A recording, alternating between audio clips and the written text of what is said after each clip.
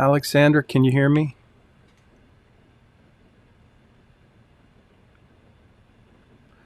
I'm not hearing you. Okay, cool. Alexandra, can you hear me? Yeah. I can, yes. Now I can. I think I don't know why, but I had a little headset issue. Okay. How's everybody doing?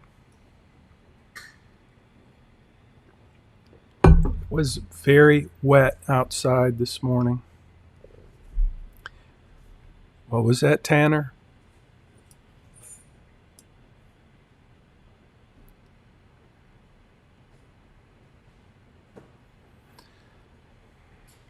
Good, thanks. Okay.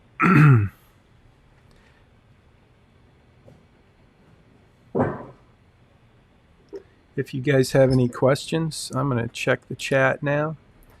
I see you guys are posting your attendance. I appreciate that. I'm going to go ahead and record this meeting so I can also, when I record the meeting, it lets me record the chat as well.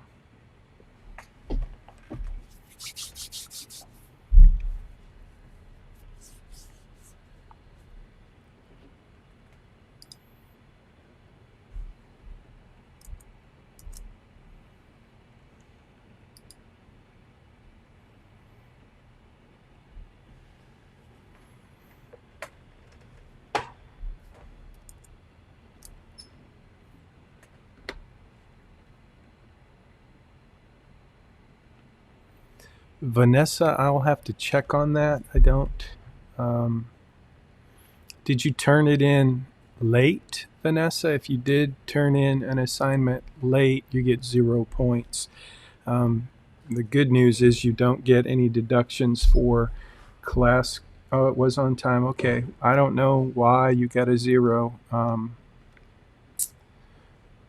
but I will check on that. In fact, since it's in the chat, that will be my reminder to check. I'll check on that. I'll be posting the assignment for next week today as soon as we finish up our Zoom meeting. And the Zoom meeting should be live on Facebook as well as YouTube. I don't know if anybody would like to go check. I don't have a browser open to YouTube or Facebook, but it looks like we're transmitting. So we're about to get started. It is 10:05 a.m. So welcome everyone who's here. We've got a good number of folks here, and I'll try and let a few more in if they join right away. But otherwise, we will begin. So this week, we're focusing on consumerism. This week, week 5, we've come to that point in the course where we're about to really start working in your financial planning portal. And so this week we will set the table. I'm going to tell you a story about a guy named Billy, and I'm going to kind of unpack his situation and use his story and his case as an example for you, so that I can teach you a couple of key lessons before we move on in the course. So one of the major things I want to teach you before we move beyond consumerism, this area of that we're going to talk about today, we're really focusing on credit cards and the use of credit and debt. And so today I'm going to talk a little bit about how that all works, but you've got some articles that I want you to read. The quiz for this coming week will be based on those articles and the content that's in those articles. And so I just want to make sure you read those. But the story that I'm going to tell you today about Billy and Sally and Billy's truck are really going to set the table for the work that you're going to do in your financial planning portal. And I've had some students along the way, and even as recently as last week, asking for some help, some coaching around your the credit that you currently have. So you did your credit report, you listed your creditors, and that was, I think, a very helpful assignment. But some of you have questions about what's the best way to pay off those debts. And so for those of you who have no debt, way to go. For those of you who have recently had a kind of an awakening about how much debt you actually have, don't despair. You'll be given some opportunities to work on very practical strategies for paying off those debts. But to get us all on the same page and to move forward from this point forward, I want to create an assignment this week that I'll talk about at the end of the story about Billy. And in the assignment that's coming up for next week, you will begin to create your financial plan in your financial planning portal. And so I'll give you some parameters for how you're going to do that this week, and we will continue to work on those building blocks throughout the course so that you will end up with a capstone assignment, which is basically your financial plan. So if you're not familiar with the capstone, if that term is still puzzling to you, then I would encourage you to just get to know what that means. And basically, it's very simple. You're going to create a financial plan in your own financial planning portal, and we're going to get to work on that starting this week, and we're going to continue to work on it throughout the course. So consumerism is the topic of this week's lesson, this week's homework assignment as well. And you'll learn a little bit about consumerism from the perspective of economics. In the United States, consumers drive the economy. And so the idea of consumerism is kind of interesting. It's interesting to me. It may be a strange word for you, but if you Google consumerism, you'll find a lot of interesting information. But much of what you'll find is consumerism from the perspective of the U.S. economy, like how is monetary policy and macroeconomics, and you'll hear things like Keynesian. How do all those things? What does that mean in relation to consumerism? And so, if you study economics, or you like economics, or you're interested in economics, I think one of the ways I think about economics is from the perspective of capitalism. So I grew up, I think I told you my story about, how I early on, and I'll tell you more of this story as we move forward. But, when I was young, I grew up in a very limited resourced household. We had 5 siblings, 2 parents, only one parent worked. My dad worked at General Motors. But when it came time for me to want things, like when I got into barely junior high, a little before junior high, actually 6th grade or so, all my friends were wearing leather Converse tennis shoes, and I wanted a pair. So I went to my mom, because she was easy to go to, and asked for the money, and she let me know that we have a budget, we can't afford that, and she said she basically said, you need to ask your dad. So I went to my dad, and Dad's not so easy, and he said, if you want tennis shoes that are different than the ones we're buying the whole family, then I'll help you do that, but you got to come up with the extra. And so didn't know how to do that. How do I come up with the extra, Dad? And it was winter time. So today we're in a rainy season in Houston, but I lived in Michigan at the time. It was winter time, and the snow had piled up. And my dad said, "Here, I'll let you borrow my snow shovel, and you can go knock on doors and invite your neighbors to pay you to shovel their driveways and their sidewalks." And I thought, that's a great idea. Welcome to capitalism. And so for me, the idea of capitalism is simply to bring a good or a service to the market, something you can do, and you know, people want that service or need that product, they'll pay for it. And so I learned that Saturday when I wanted to earn some money, because I didn't really know how to earn money until I wanted something. I wanted a pair of leather Converse tennis shoes that actually cost $10. And the canvas Converse tennis shoes that my mom was buying us were $4 at Kmart. So Dad said, I'll pay the $4, you pay the difference. How do I do that? Go do some work. And so that was a new beginning for me. I fell in love with capitalism. And I think capitalists, I say good capitalists, I think that it's really good. One of the stories that I learned along the way has to do with Ford, the Ford Motor Company. And Henry Ford, he built a factory. He was one of the first, really, I think, in the United States. I'd say he was the first guy to mechanize manufacturing. So he was able to put together. I read an article this morning about Tesla. I don't know if anybody follows Tesla. Tesla's very interesting. They're having trouble manufacturing batteries, and if you don't have a battery, you don't have a Tesla.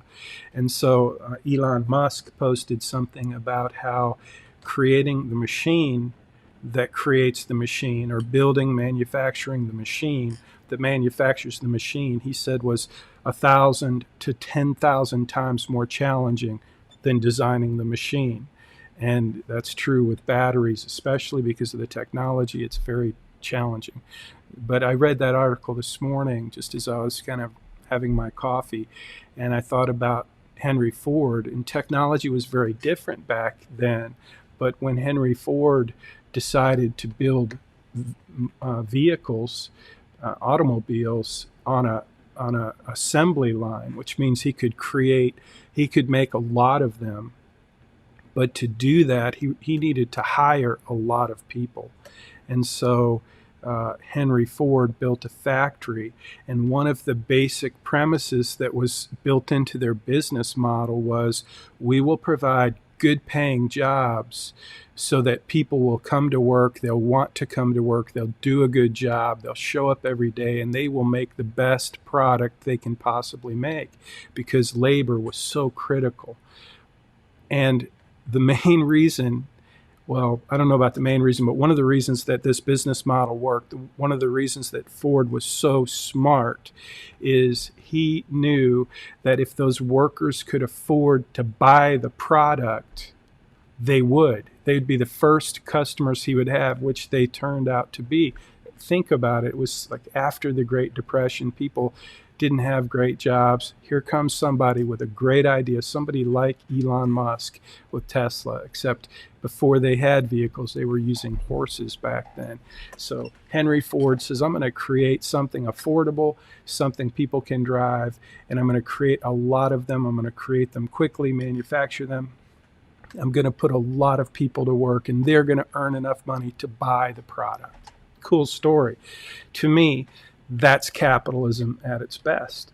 It changed the world as we know it. But also what happened was, because now all these people were able to afford to buy this car needed tires, which is why I say Mr. Ford and Firestone tire.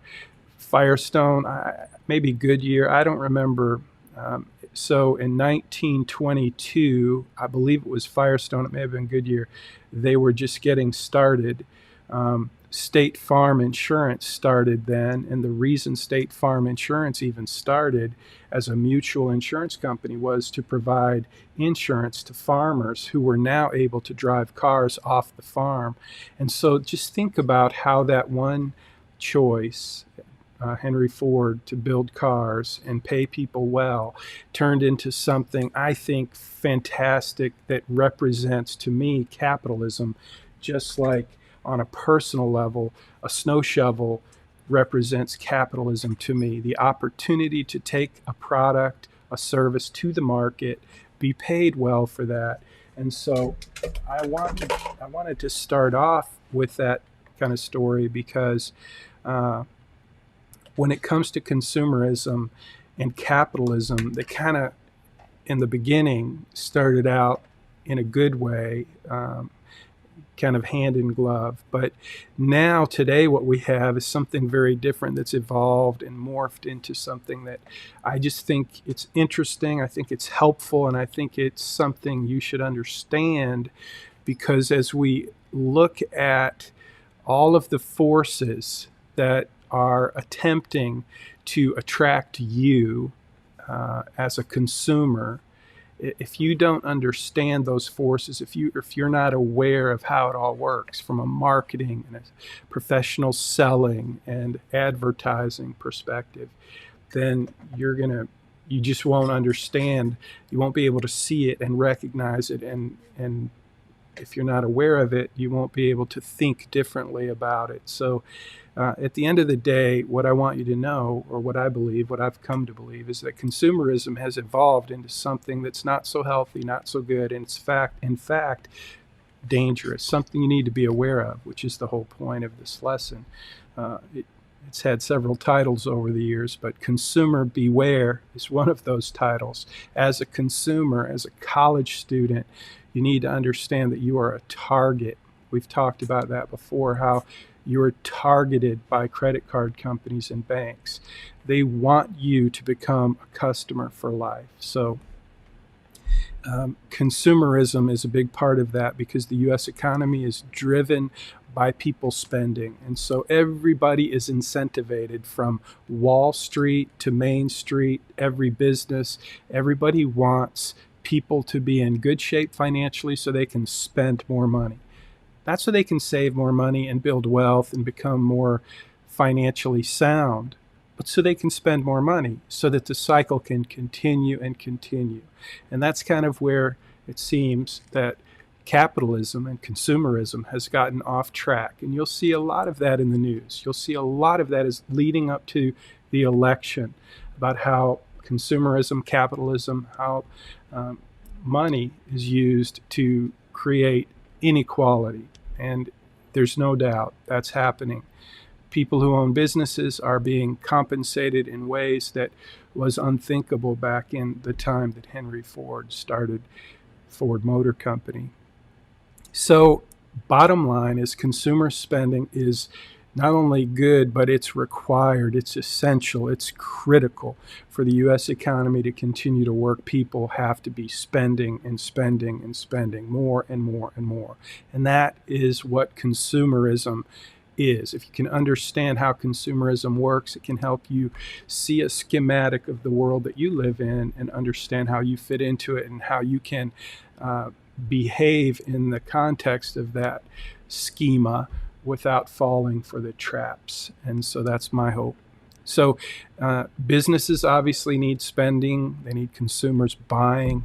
And there's just nothing but that one, I want to say, trump card. And if you think about President Trump, I think he gets it as well as anyone, that, you know, it's all about getting the customer to buy, negotiating the best deal for yourself.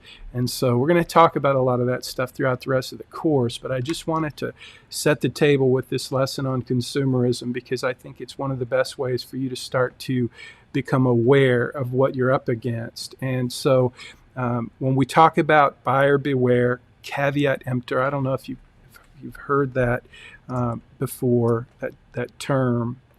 I'm going to jump into the chat and see if there's any questions. Okay, Stefan, I'll have to deal with that later. Thank you for the question.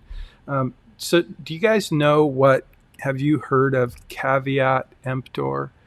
Is that term, anyone study that or know what it is? It's an interesting term. I was a licensed claims adjuster with a lot of letters after my name, and so this is a concept that has been on my radar for 20 years or so, and my practice as an insurance adjuster, insurance agent. And it basically just says that, look, beware. You need to know that the person selling you something has more knowledge about that than you do. So be aware. Beware. Be on guard. And so I thought it's an interesting concept, an interesting term. And Dave Ramsey has talked about it and written about it. And so over the years, as we've used Dave Ramsey's college curriculum in this course, I've been, exposed to the topic, and I thought it was an interesting one. I wanted to keep it as we moved away from Dave Ramsey's curriculum into something more of a hybrid. But buyer beware is a very important concept for you to think about and understand, especially in the context of credit and credit cards, and how you can use debt or credit cards, especially or in particular, for in a good way, in a healthy way, in a helpful way. So that brings us to Billy's story. And Billy was a guy that I met at a Firestone. It was the first semester I taught this course. And I was really thinking about what am I going to try to teach you? How can I help you? What is the most important thing, or the most important things I could teach you? And so I was hadn't taught a class yet. I was just got the offer to teach this course. And that's when I met Billy. And he was a young guy, college age kid. And we were standing in line, and I started talking to him, getting to know him. And I'm pretty good at that, getting to know people. I'm not afraid of strangers. Anyway, so Billy tells me he came to Firestone to get tires. They were on sale. He had a coupon, and he was, looking to get new tires for his Ford F-150 pickup. Well, I was a master mechanic for many years, and I just always knew that a Ford F-150 is a great vehicle. In fact, if there's one, I would say, hands down, it's the greatest success story in automotive history. You might say it's the Ford Mustang or, the Chevy Stingray, Corvette, Camaro. There's a lot of really cool stories about American cars, and I love cars. But the F-150 is the number one selling vehicle in the world, across the world. So, and it's just built different than other trucks. And so I knew that from being a master mechanic. So I've always wanted one. I've always wanted a Ford F-150, but I don't really need one. But if I like them. So I don't know if anybody out there has a Ford F-150, but if you look around, you'll see there are a lot of them on the road. And Billy had one. And he told me he got it from his uncle, got a really good deal. It's in really good shape, but it needs tires. So that's why he was at Firestone. So here he is at Firestone, and we're waiting in line, and Billy is introduced to the person who was going to take his order and be his service advisor, service consultant, whatever you want to call it. The truth is, it's the person who's going to sell him the product, the service that he came there to buy, which in this case was tires. And so up steps Sally with a beautiful smile and an animated personality, the charm that is rare. And I just happened to notice that Billy and Sally, they seem to almost immediately have this connection. And Sally began to talk to Billy about his truck and the tires that he came to buy. And she said, that's a great choice, putting new tires on your Ford F-150.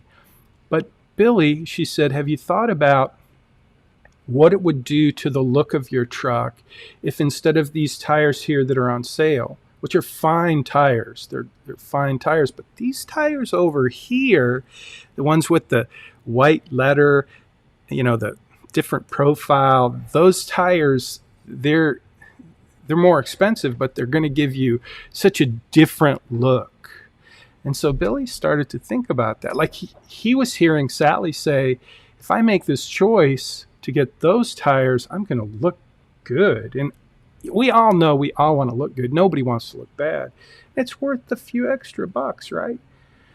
So Sally had Billy's attention, and Billy said, okay. And then Sally quickly said, now listen, those tires won't fit on those original wheels. So you would need to take a look at some wheels, but we have some wheels and they're actually on sale right now. And she showed him some beautiful wheels to go with his new tires.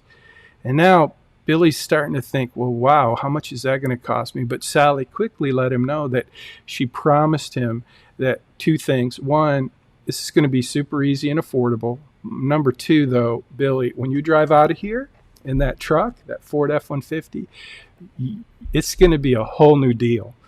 And so I'm watching as Sally is doing her magic on Billy.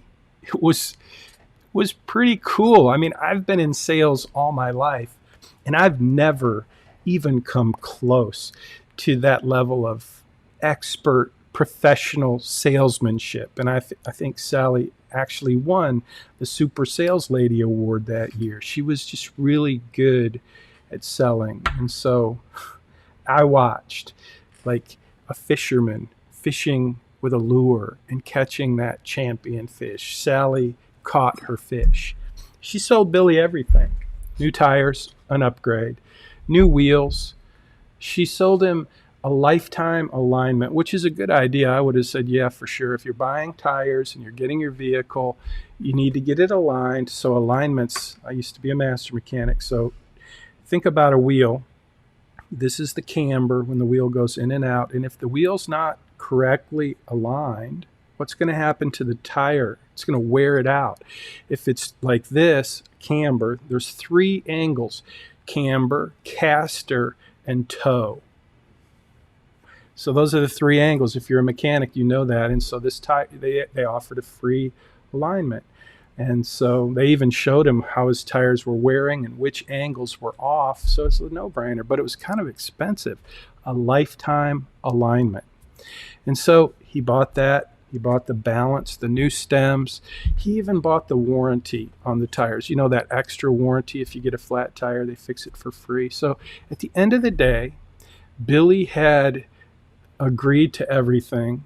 And then there was one extra thing that actually was a couple extra things, but it was because he bought the alignment, the lifetime alignment, the mechanic checked out the parts and found a few of his suspension parts were needing to be replaced, tie rod ends, things that just normally wear out after you get to be so old, or if you drive it on, a farm, a lot of bumps. Anyway, so that was another added expense. So my question to you is, if you're paying attention, if you're still with me, if you're not on Facebook, my question is, and I'd like for you to put this in the chat, what do you think? 2 things. 1, what do you think Billy could have purchased 4 new tires for his Ford F-150 pickup? If he would have bought them using the coupon and the sale price and just gotten the standard, basic, boring 40,000 mile tires that were on sale, how much do you think he would have spent for that? So let's go ahead and take a look in the chat. You like camber, that's good. Okay, you don't know, Stefan, $200, I'd say you're way low, bro. Is $1,500 is kind of high, Hannah, for 4 tires. I think Billy could have purchased new tires for $500. Alexandra, I think you're pretty close. Now, if they were on a really good sale, then yeah, $1,000 is not bad. $800. Carmen, I bought tires for my Lexus a couple weeks ago, for my wife's Lexus, and it was, well, they were on sale, and we got really the cheapest ones we could. They were good tires, but they were on sale, and they were $550. So that was a car, though. Tires for a truck are bigger, they have more rubber, and they're going to cost more. And honestly, I don't know how much you would have paid, but I'd say around $800, $700-800. So those are all really, really good guesses. Thank you. Ranging from 200 to 1,000, I think, was the highest I saw. But at any rate, so those are good. I think probably $700-800 would have been right. Now, here's the next question. Because Billy didn't just go in and buy the tires and use his coupon and then leave and be good to go. No, Billy decided to upgrade, and he got the really special, cool, awesome tires with those amazing rims. And then he bought that lifetime alignment and the warranty for the tires. And he had a few parts that needed to be replaced on his suspension so that his alignment would stay tight. Because just imagine if you've got parts that are loose, you can align it all day, but your tires are just going to bounce around, right? So you need to have those suspension parts repaired, replaced, and that makes sense. And he did that. It was smart, but it wasn't free. It was kind of expensive. So all together, all in, how much do you think Sally came to him and said, Billy, we can do all of this? The new tires, the awesome, beautiful, amazing tires, those fantastic rims that are going to make you look like $1,000,000, Billy. We're going to do that, and to keep those tires safe and make them go as long as possible, we're going to do a lifetime alignment, lifetime balance. We're going to give you a warranty so that anything that happens to those tires, we will replace them, and you're just going to be good to go. And you're going to drive out of here, Billy. You're going to drive out of here looking like $1,000,000. So now, what's that price? What do you think? Chime in and tell me what you think that price is. So I see some good numbers. So 5,000. Have you guys heard this story before? Like, did you go back and, because y'all are in the ballpark. So I see between $2,250 and $5,000. So I'm just going to tell you that was a long time ago. I started teaching this course almost 10 years ago. So today, if we did the same routine, it would probably be more. So let's just go with a number. Let's say that Billy or Sally said to Billy, it's going to be, let's go with Alexandra, $3,500. That's a reasonable number. And honestly, it was a different number back then. I'm not going to tell you what it was, but $3,500 is close to that. So now Billy has a choice to make, because he came into, thinking he was going to spend 5 or 6, maybe 700. He didn't really know, but he knew they were on sale. And Billy had already told me that he was living at home and he had a job at the Marathon oil plant. He was going to Sanjak College, or he graduated actually from Sanjak with a 2-year degree. He was living at home. He had a really good job, and he's living at home, and he's making good money. So, he could afford, he bought the truck at a really good price, so he could afford this. But he's like, man, that's a lot. But Sally says, listen, Billy, I told you 2 things. One, I'm gonna make you look really good in that truck. And number 2, I want to make it really easy and affordable. So now it was time for her to do that second thing, to make it really easy and affordable. And here's how she did. Well, let me ask you, how do you think Sally fulfilled that promise to Billy? Now that we know it's a $3,500 bill, how is Sally going to make that easy and affordable for Billy? Anybody have an idea? Haha, payment plans. Yeah, so how's that work? How does a payment plan work? And how was Sally going to make that payment plan easy and affordable for Billy?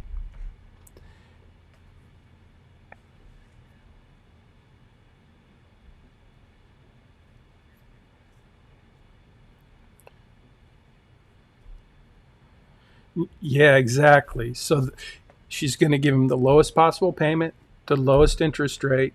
Those are 2 ways for sure that Sally had in her silver bullet that she was using on Billy. That, hey, Billy, $3,500, we're going to make it, and like you said, Erica, it's going to, the low payment means, we're going to spread it out as long as possible. We'll make this go for the rest of your life.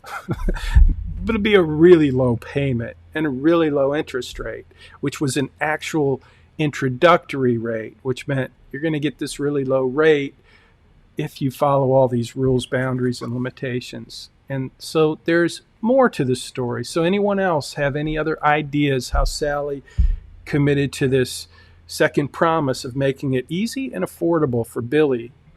Oh, my phone just rang. Sorry about that. Are we still there?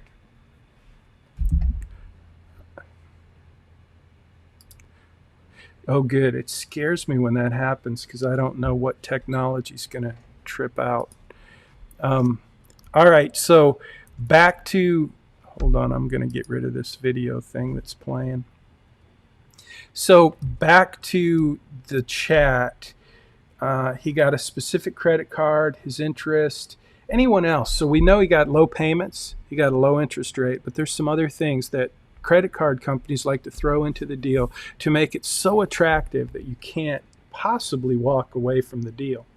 And there were a couple other things that I heard Sally pitch to Billy to make it easy and affordable for him to walk out of there looking good with those new tires and wheels on his F-150. Transformed the look and feel and experience for Billy. So what else?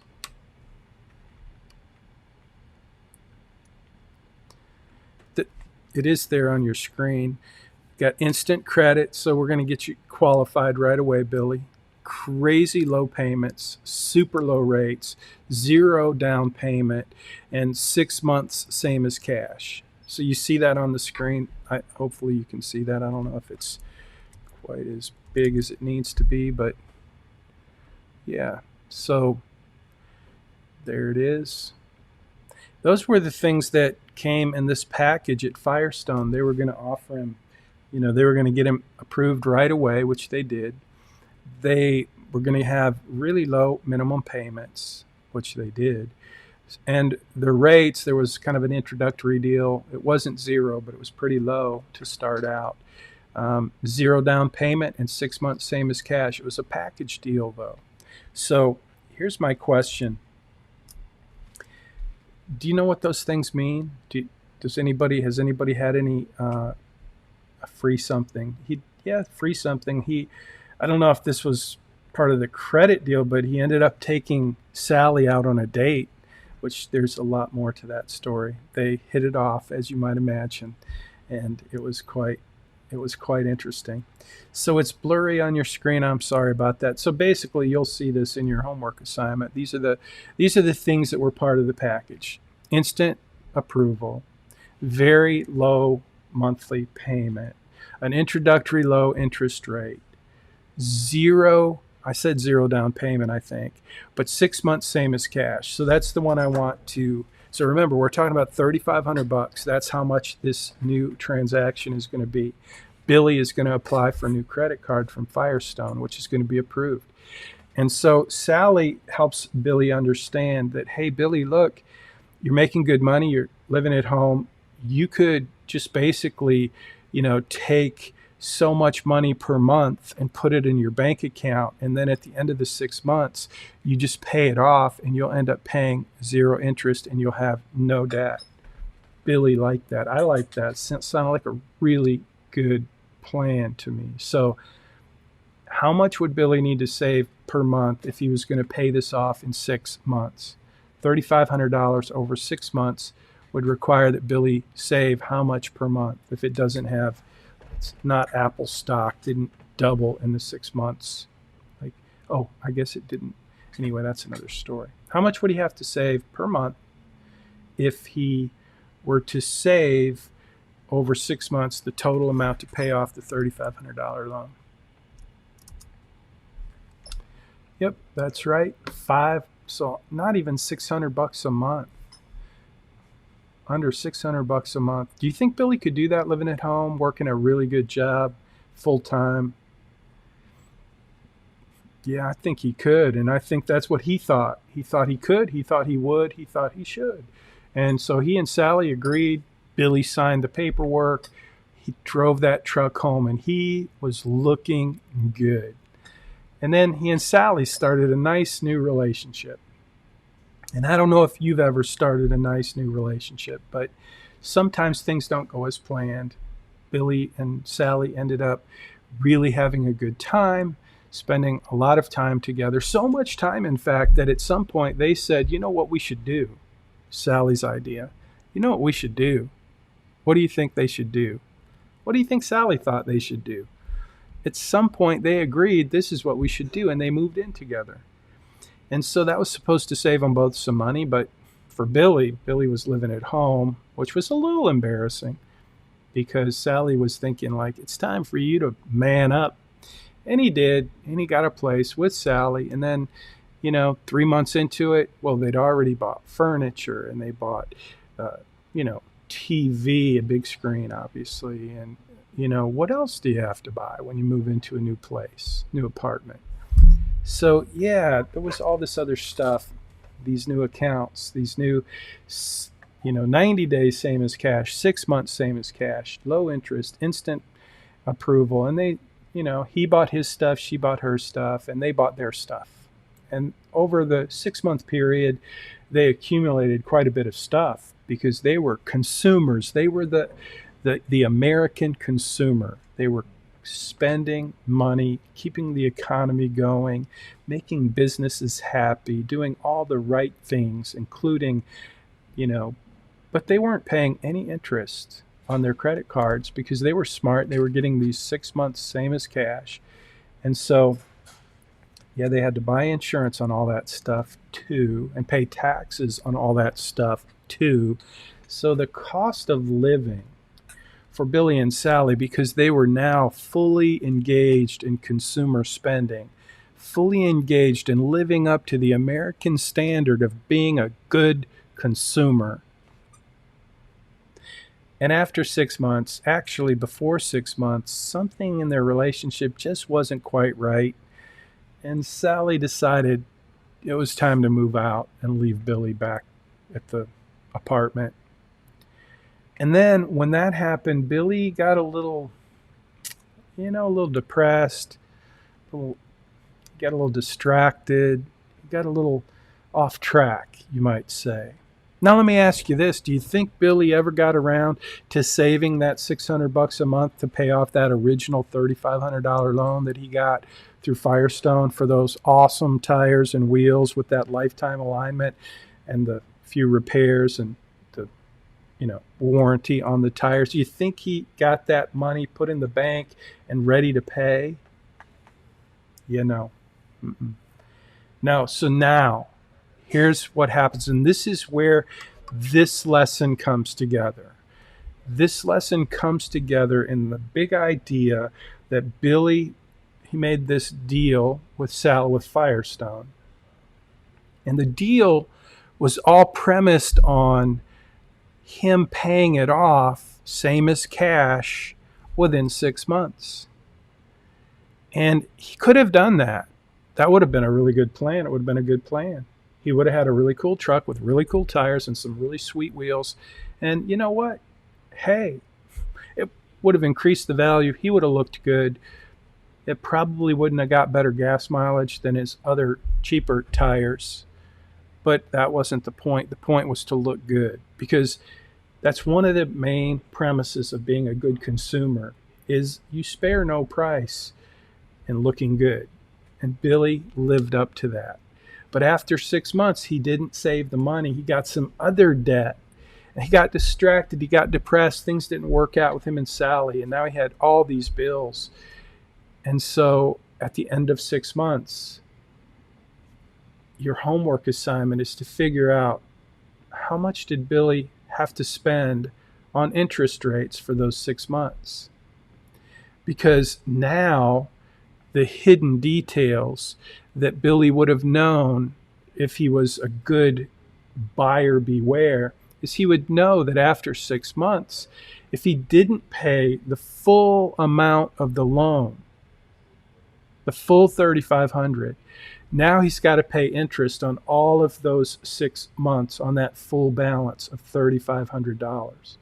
So I'm just going to ask you now, what do you think the interest rate was on that 6 month same as cash deal if Billy were to keep the bargain with Firestone? What do you think his interest rate would have been on that $3,500? 3%, 3%, 29%, 22%. So those are big ranges.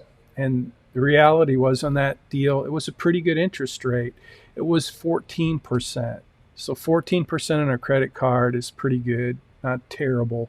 It's not great, but it is what it is. It's not 20, 24, 30, which it will turn into 24 or 30 if what? If Billy does what? How could he increase his interest fees on that credit card? What does he have to do just one time to get a higher interest rate?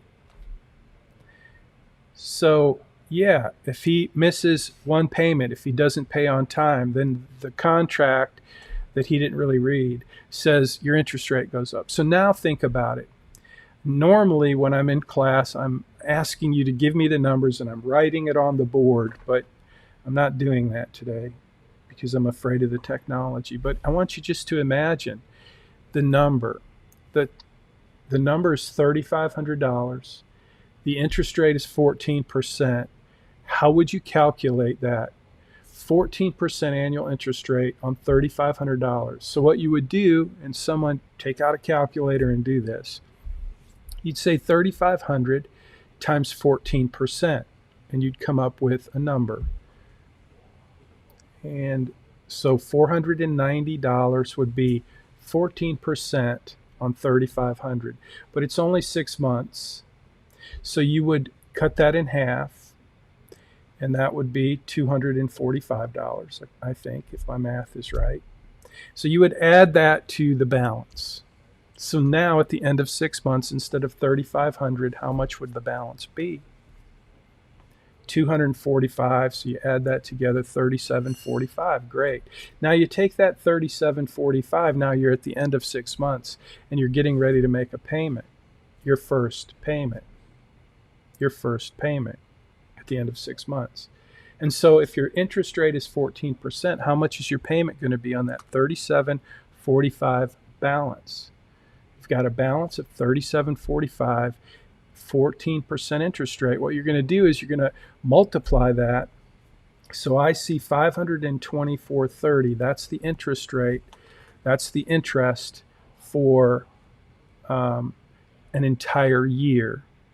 So this is a monthly payment, so you divide that by 12. You divide the 524.30 by 12, and that gives you the interest rate for 1 month. So go ahead and divide 524.30 by 12. This is a very rough way to do this. There's compounding and other things that go into it that would make the numbers different. But just for a simple, here's how it works. Here's how it works. Help me out here. So yeah, so 43.69 would be the interest. So what do you do with that interest? That's this month's interest. You would add that to the balance, which would be, instead of 37.45, now you add 43.69 to the balance, because that's this month's interest. It's this month's interest. You took the interest for the whole year, 14%, times the balance, which wasn't 3,500 anymore because you already did this. You already added the interest for 6 months. And then you took that new balance and you multiplied that new balance by 14%, and you came up with a total of 524, but you divided that by 12 and you came up with 43.69, which now you need to add to the balance. And the balance wasn't 3,500 after 6 months. The balance now, correct, thank you, is 37.88. So that's the new balance. Got it. You guys are good. I appreciate that. And copy and paste. If you do it second or third, it's not like you really did it. It's like you copied and pasted. But that's okay. It tells me you're here and you're paying attention and you're not on Facebook or Netflix. So follow me. When you get this, by the way, what we're about to do, what you're doing right now, my wife made me do this after I screwed up our credit, and when I saw how it actually worked, it really made me angry, and I hope you get angry too, because what I'm about to show you is really how it works. So now Billy is like, okay, I got to make a payment. But the contract said, and in fact, Sally promised him, Billy, I'm going to make this easy and affordable. And one of the ways she did that is she said, you're going to have really low payments. So what do you think Firestone's minimum payment is on this new balance? The new balance that started at 3,500, 6 months of interest brought it up to 30 whatever, 37, plus 1 more month of interest brought it up to 37.88.69, and now we're getting ready. Billy's getting ready to make his minimum payment, and my question is, what do you think his minimum payment is?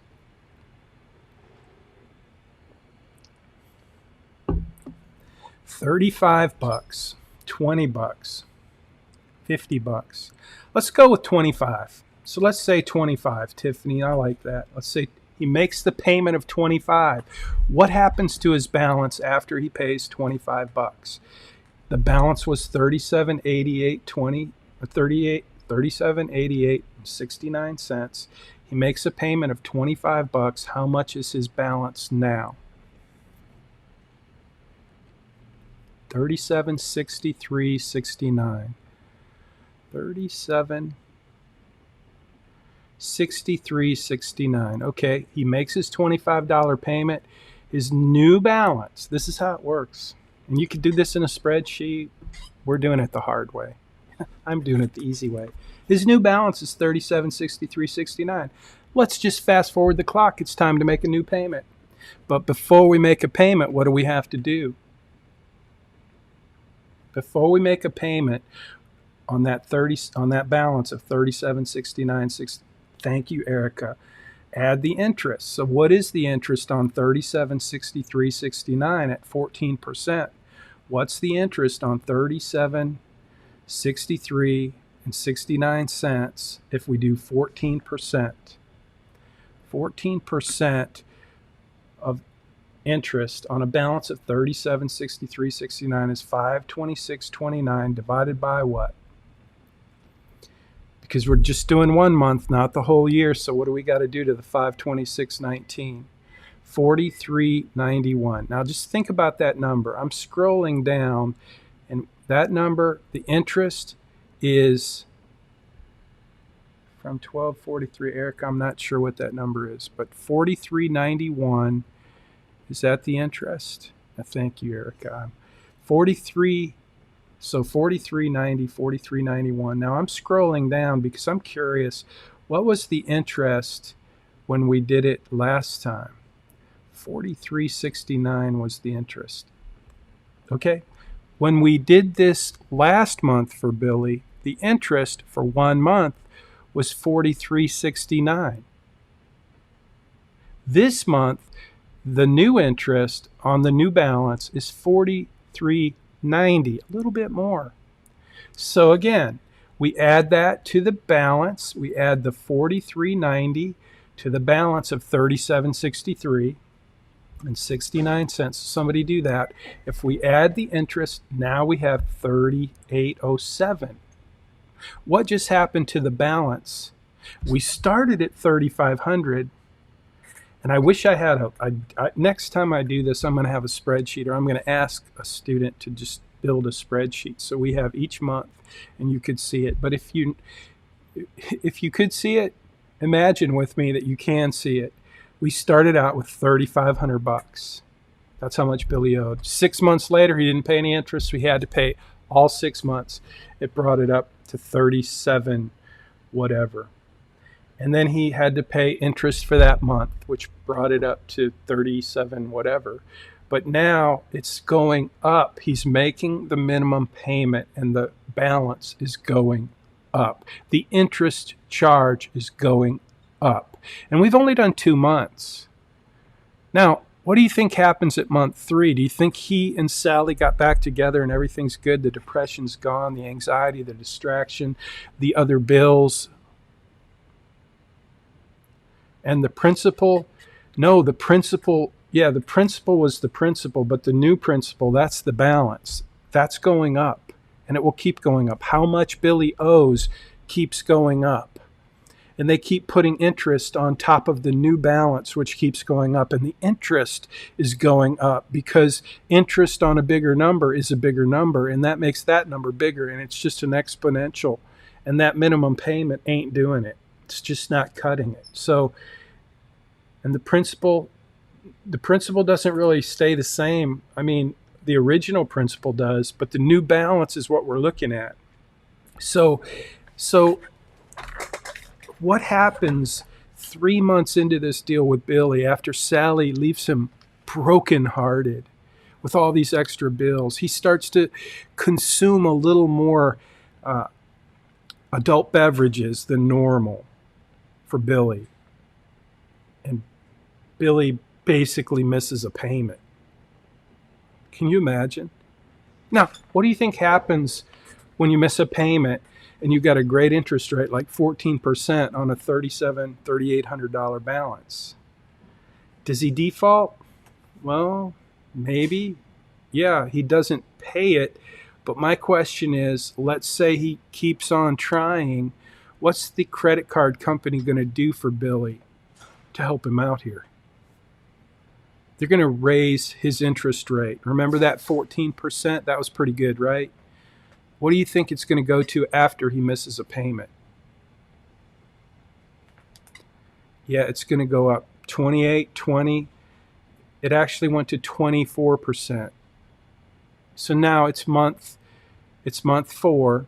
He didn't make a payment. He missed a payment. Now his new interest rate's 24 instead of 14. What was his balance? Let me scroll down. His balance was $3807.60.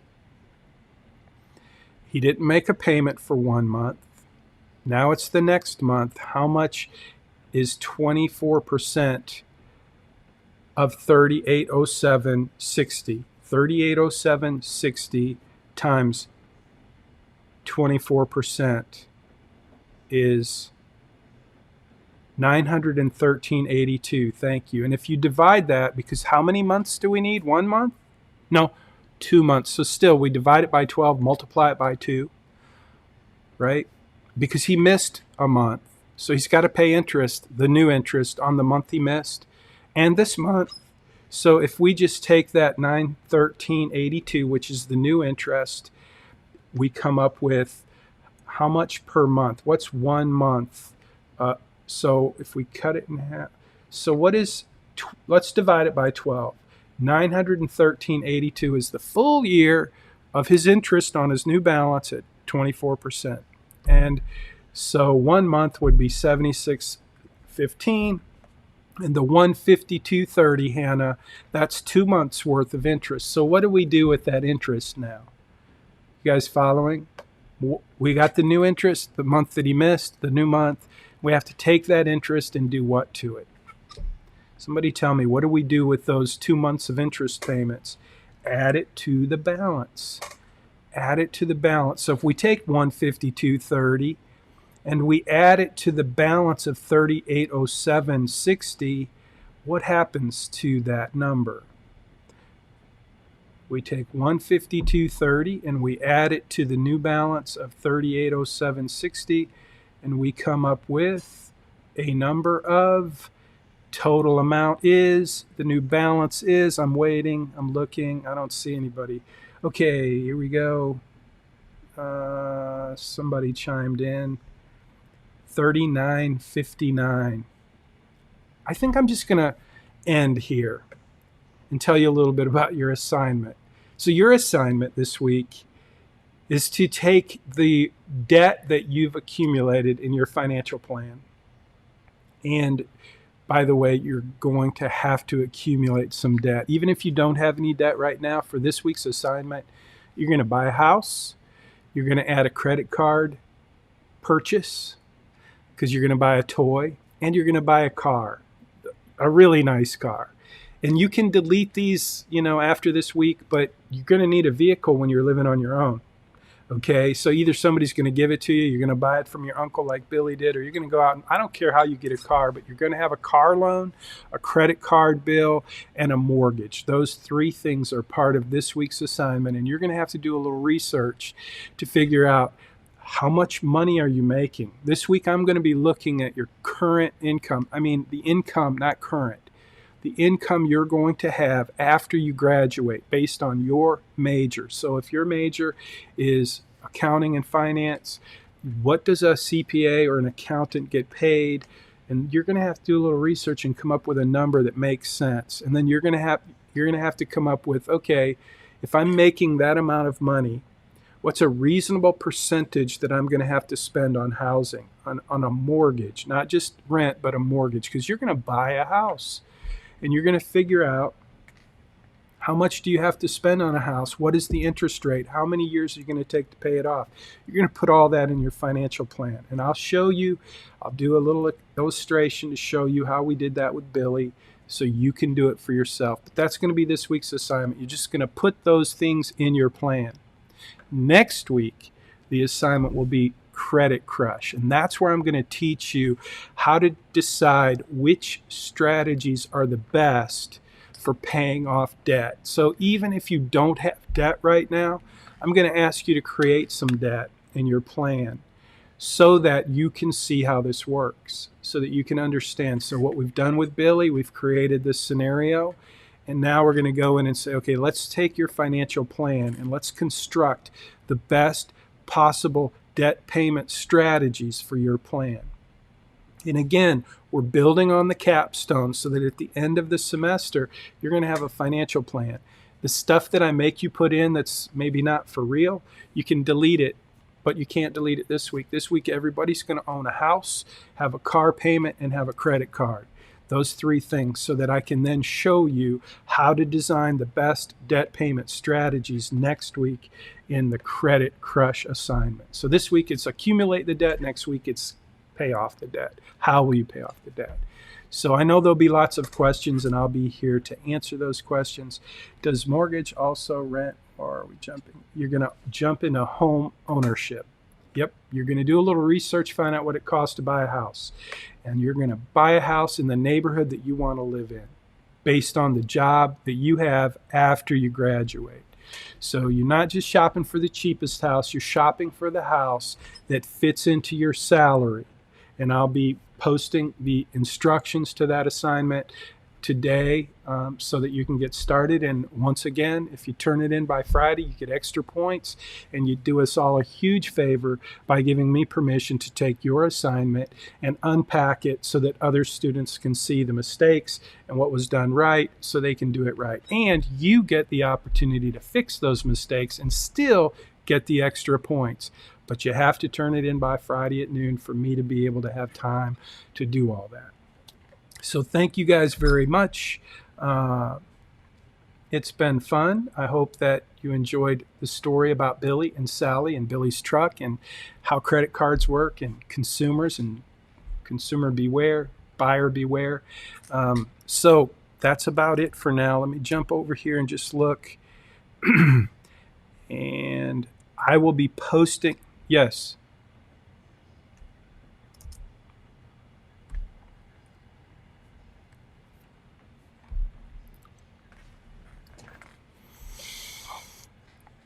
Yeah, and if you actually already have those things, you don't need to make it up.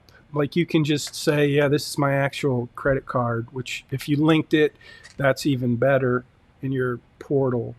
But yeah, so I know some of us have actual house payments and credit cards and car payments. So house payment, car payment, and credit card. And if you already have those, you don't need to make it up.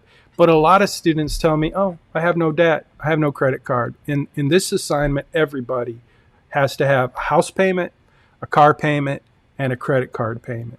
And I'll give you some parameters for creating those in your plan. But the purpose, again, is to show you some strategies for paying those debts off and how to pick which one you want to pay off. We'll do that next week. This week, you just create the debts. It'll be a very simple assignment. Is that it?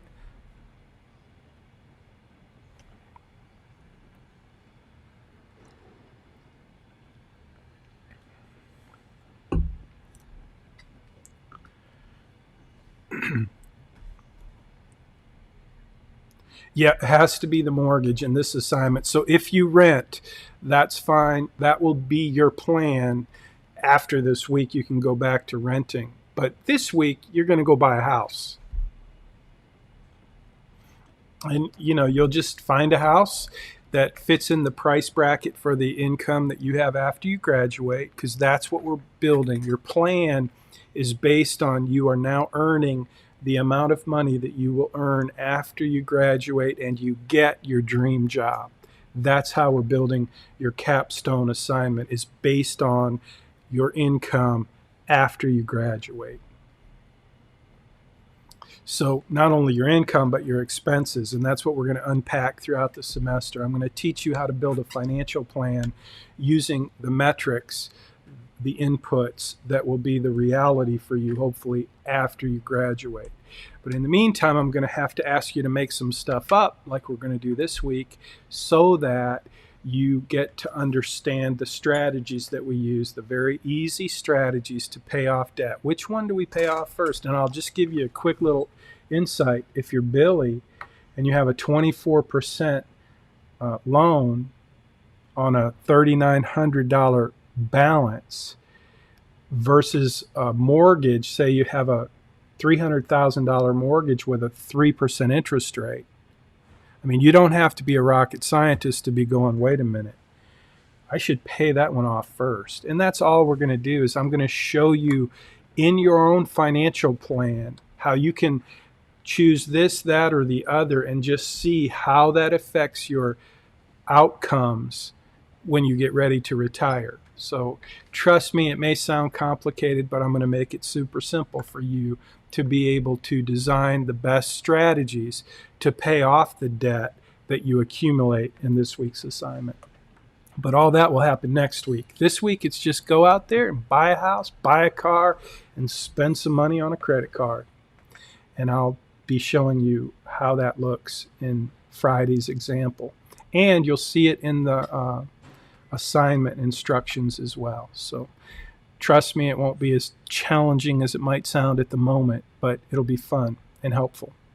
So any other questions, happy to stick around and answer. Otherwise, we'll see you next week. I think just as we're closing, I think the folks who are participating in the Friday assignment review, I've gotten good feedback. I think that's helping. I know from grading the assignments that you guys are doing a great job, and it looks to me like you're taking advantage of the resources that I'm putting together to help you earn all of your points in all of your assignments. So the only thing you have to make sure you do is don't turn it in late, because if you turn it in late, you get 0 points, and I'm not going to budge on that, because if I budge for one for whatever reason, then I have to go back and reconsider everyone. And so don't turn them in late. But if you do turn them in late, you still want to turn in the assignment so that you keep up and you don't lose points in class collaboration. So we'll see you soon. Thanks for being here. And if you're on YouTube or Facebook, thanks for sticking it out to the end. Don't forget to click that little like button. Thanks. Y'all have a good day.